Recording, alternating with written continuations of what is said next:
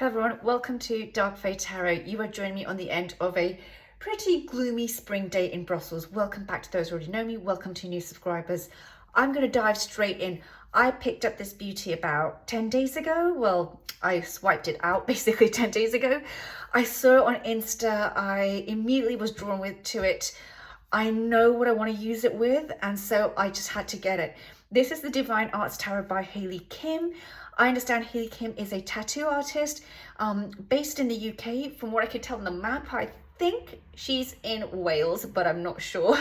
I think it's across the border from England, but I could be wrong there. This is an independent deck, 78 cards. I believe this is a production from a successful Kickstarter campaign. As I just mentioned, I bought this on Etsy, so I'm going to leave the information below. So here comes the back of the box, and straight off the bat, I just want to say this is just gorgeous production. I mean, luxury production, screams quality, beautiful matte surface. And as soon as I opened the plastic, I was like, okay, I made the right decision. It was a spontaneous purchase, but really worth it. Okay, so let's dive straight in. So here it says on the inside, it says, everything starts with a seed of creativity, followed with passion and purpose, then failing and learning its process to emerging all the elements as tools. The instrument you seek, the melody you desire to listen to, the brush you're being asked to handle, the silence you're required to deal with. The divine arts being carved for you, to access to the state of complete emptiness, a place where you will be found, a place where you will surrender. And that's by Richard Agrasso. Now this is number 239 out of 500. So the reason why I bought this deck, oh, there comes the full card.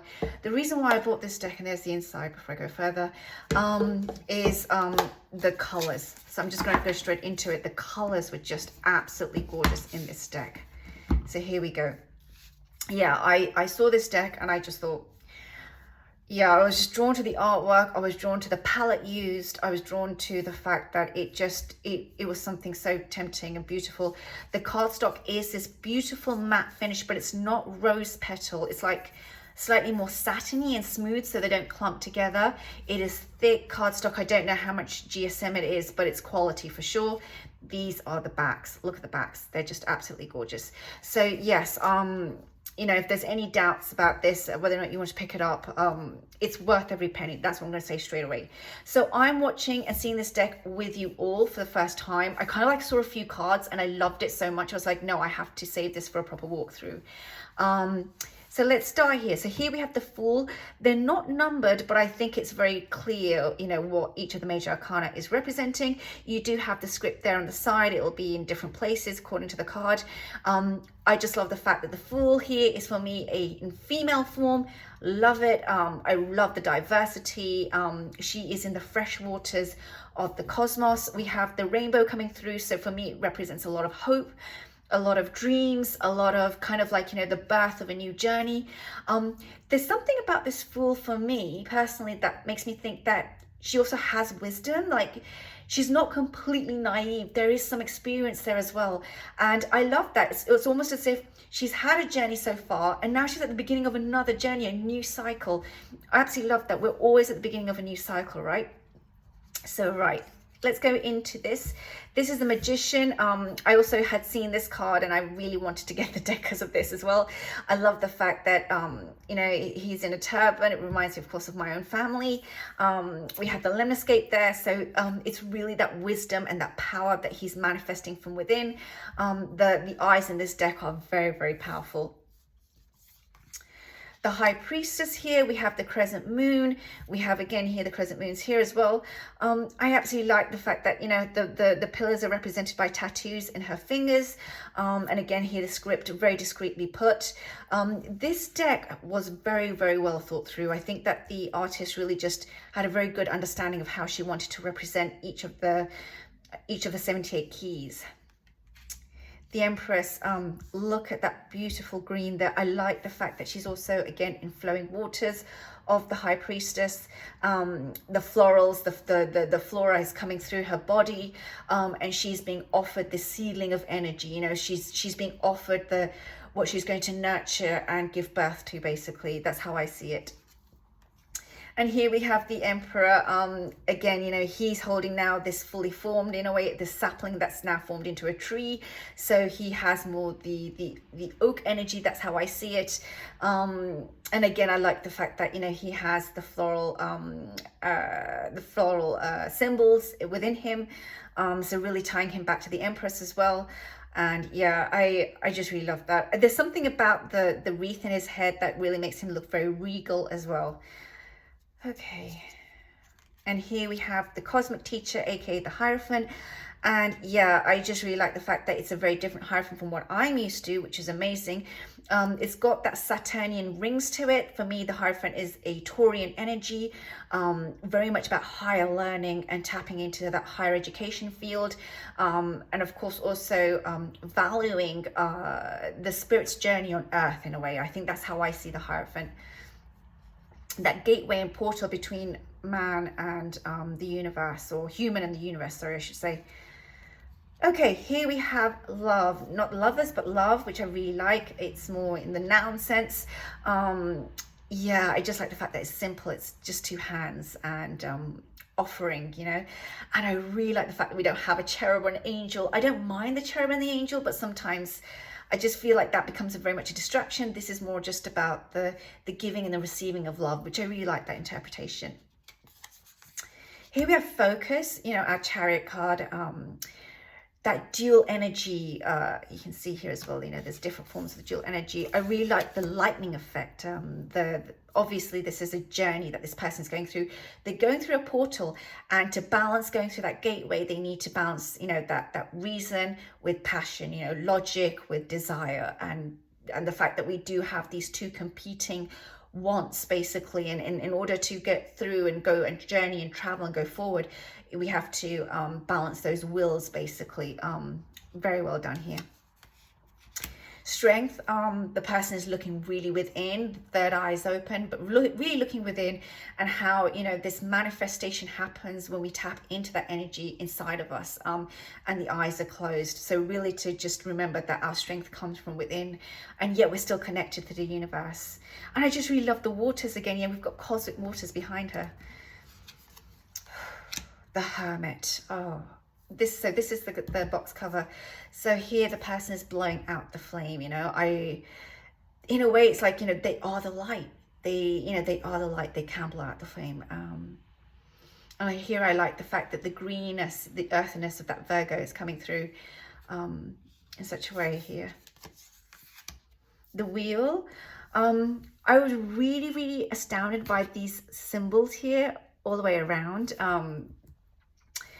And the fact that the wheel is kind of like within, again, this cosmic energy. And you know, the person looks like there's a sadness there, or there's wounds, you know, like sometimes we're up, but sometimes we're down. And so with the wheel comes a lot of learnings. I really love the hand as well, and how the hand has been done. The Justice card is amazing. That wolf energy, wow. And the mountains behind it, scales, balancing reason. There's a lot of, I feel like there's a lot of freshness coming through this person's mind. And that's how they're balancing the decision that needs to be made with clarity, with mental clarity, you know. So the Libran energy is very much represented here, and so is the throat chakra. So really it's about our voice and knowing that we speak the truth with integrity. The hanged one, I should say. Yeah, I'm really loving the fact that there's this clock behind them, you know, suspended in time, and they still have the sword. So basically they can tap into thinking and get clarity, but they need to change perspective. I specifically love the hangman in this because the hair looks like it's actually, you know, they look like they're hanging off, basically, which I really like. Sometimes in the hanged one, or the hanged man, or the hanged woman, or whoever, they kind of like have this very static hair, and I'm always thinking, yeah, but they're not static, they're actually hanging. So I really like it here that they actually do look like they're hanging. And here we have Death, and I love this Death card. I love the fact that there's fresh flowers growing out of the wrist, but there is this decaying dead flower in the hand. And there's something about the death card where everybody, you know, there's this feeling about it being transformation. Personally, for me, death embodies decay as well as new life, and decay and breaking down, and in a way acknowledging that, you know, we are at the end of something and it's going to lose its form, you know, it's going to lose that material form, is really an important part of my understanding of death. So I really love it here that it's conveyed in the flower. If anybody's wondering, by the way, these florals I think on the side are just done so well because they give the whole deck some consistency. I just absolutely love that. So here we have Temperance. What a balance here, right, between the cups and the fact that there's this wave. It's just this Aquarian wave. It's just, yeah, it's done so well. Yeah, I was just thinking like how much, you know, the Saturnian wave, it's done so well. And this reasoning that happens here. Yeah. The Devil, Capricorn. I'm very, very close to the Devil card. I love it. It's my favorite major arcana card, so I always look for it. I love the fact that there's the chain that's coming out of this person. So they have changed themselves. They have changed themselves. This is a choice, and you know, and that's the heartache of the Devil, realizing that it's myself that holds me back. So this is the Star card, and I just absolutely love the fact that they're suspended. There's this feeling of freshness and new life coming in. I think we've got something out of order here. Hold on a second. Where is it? Where is it? Yeah, so we should be here at the Tower card, which is Awakening in this deck. But it's out of order for a second. I absolutely love the fact that this awakening is happening, and there is new life coming through from destruction. And I think for me, the Tower really is about that, you know, it was built on an old structure that couldn't stand, and this ego, the false ego, has to go, and we have like a new beginning coming through. You know, this week I received the Tower card, and I actually really was happy to see it. I know that sounds strange, but I was happy to see the Tower card because some things need to break down right now in my life, and especially with Saturn going into you know, with Saturn going into Pisces, I'm really feeling that energetic change of my creativity. It's coming into my 5th house according to my solar sign, and I really feel that change in energy happening. So yeah, I'm going to do more specials on Saturn in Pisces, but yeah, I just wanted to say that I really like how this is conveyed here. Okay, so now moving on from here, here is our Star card. Suspended, light coming out, just this held by the waters of the cosmos here. Here's the Moon card. I absolutely love the Moon card in decks. The Moon card for me is, you know, being close to the High Priestess, I always like to look at them together. So I'm going to do that very quickly here. Bit of cheating going on. Look at that, so beautiful. For me, the Moon, you know, because they have this synergy between them, it's really, you know, about looking within. This is the moment where we tap into that subconscious and see things, you know, as look at the illusion of those waters. Gorgeous, absolutely gorgeous. And here we have the Sun. I find this very, very masculine and strong, like this burst of radiance coming through, and perhaps that's what it wanted to convey. I just really love it. Yeah. Okay, Judgment, the Call. I love the fact that this is just a trumpet and a hand. Again, we have no cherubs, no angels. I don't mind the traditional Judgment card, actually. I've come to really appreciate it for how it is. So I really do like it. I shouldn't say it that way, but there is something about seeing it done in a different way, and I really love this, you know, the call and the sound coming through. Oh, wow, look at this World card. Beautiful. I love here the little dolphins. We have here, they've placed Jupiter here from what I see. Yeah, I love here the card. Yeah, this is the Earth. I always see the World card as the Earth card, you know, and it's just beautiful. Okay, so we're now getting into our wands. So that was the major arcana, which I'm going to place here actually. Hopefully that's like, here's the major arcana, and here is the wands. Hopefully this is filming okay. So Yeah, I also had seen the miners, a few of them before I ordered, and again I was just completely sold on them. So I love here the representation. Oh, look at that card beginning his journey or her journey, and they're off on their journey. Oh, it's just beautiful. I love the fact that this is simple. It will just flow so well in readings. Oh, look at that. Building a home. It's beautiful. Oh, conflict, but at the same time, they're reconciling. I love that. It's kind of like play fighting. I love that. Victory. Strong here. So strong. The defense. Oh, it's done so well. Communication. Oh, I love that. I love that. I love that roar and that whole movement coming through. And here we have it, you know, ready to fight the battle, ready to stand up for what we believe in. And the cosmic hand holding them. Turf and territory. And here we have, you know, carrying that burden, that load, but knowing when to rest. That's the true majestic realm for me, knowing when to rest as well. Here is the child. So we have a child for the wands. This is more, I would guess, the princess or the knight. Here we have youth. Beautiful. I love it. Here we would have traditionally the queen. Here we have matriarch. And here we have the king, and here we have patriarch. Oh, this is gorgeous. Stunning deck. Okay. So that was the wands. And hopefully, I don't know how this is shooting. Hopefully it's okay for you all. I'm going to put them here.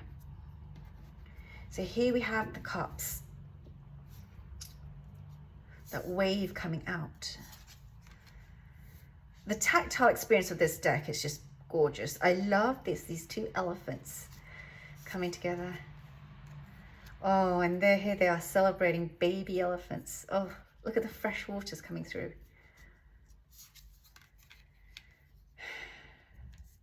Apathy, boredom, and then a new idea, something new. And here we have shells. Again, you know, sadness. Locked in. And 2 are down, but 3 are up.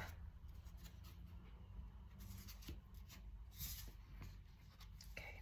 6, here we have nostalgia, playfulness, decisions and choices. I like the fact that all the cups have different drawings on them. I love that. Here we have the 8, which is of course how we actually how we move on from something. And you can see here, I just want to say, you can see here, there is this sadness, you know.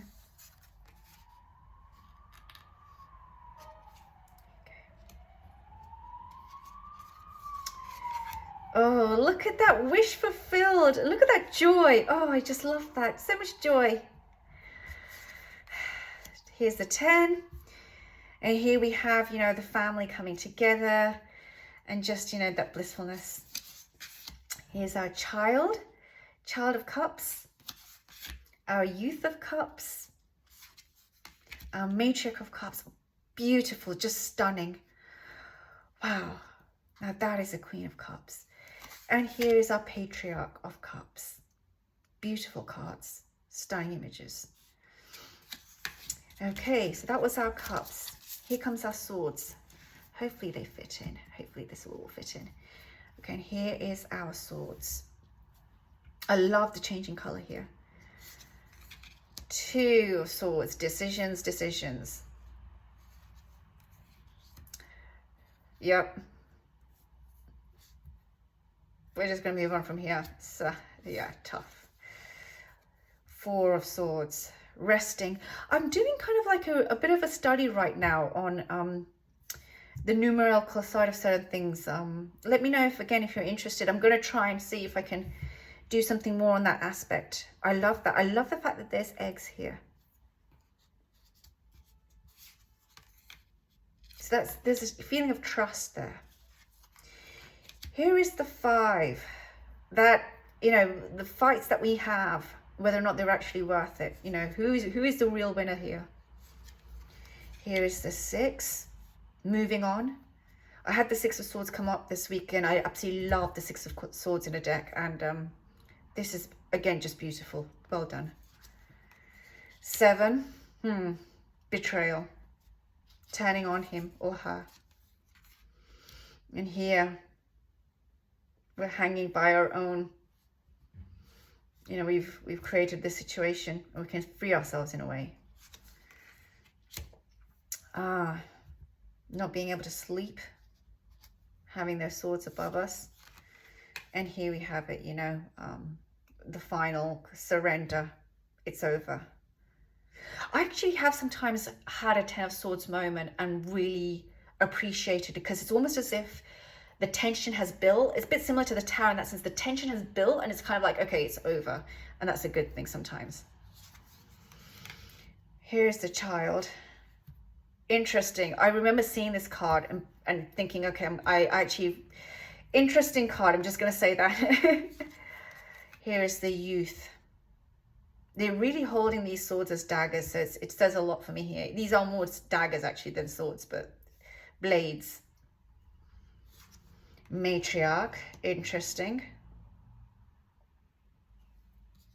This sword suit cuts deep. I'm just going to say that. And here is the Patriarch.